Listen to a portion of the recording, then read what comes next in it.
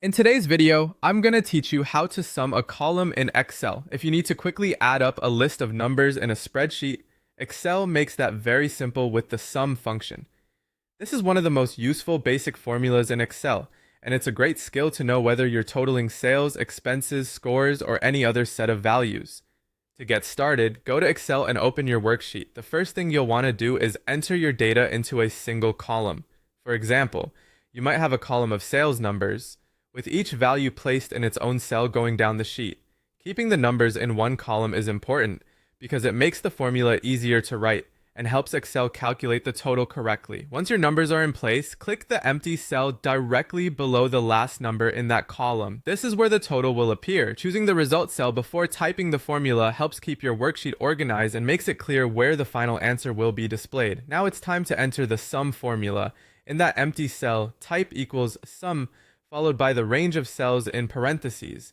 For example, you would type equals sum, open parenthesis, A2 colon A6, close parenthesis. Written out, that looks like this. M, A2, A6. This formula tells Excel to add together every number from cell A2 through cell A6. If your numbers are in a different set of cells, just replace that range with the one that matches your worksheet.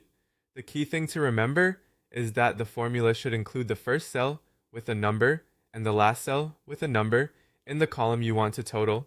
After typing the formula, press enter on your keyboard. Excel will instantly calculate the sum and display the total in the result cell. That's all there is to it. Using the sum function is the recommended way to total a column because it's fast, accurate, and easy to update. If the numbers in your column change later, Excel will automatically recalculate the total for you, which can save a lot of time. When entering the formula, just make sure your cell range is correct. If the range leaves out a number or includes the wrong cell, the total won't be accurate. So take a quick moment to double check before pressing enter.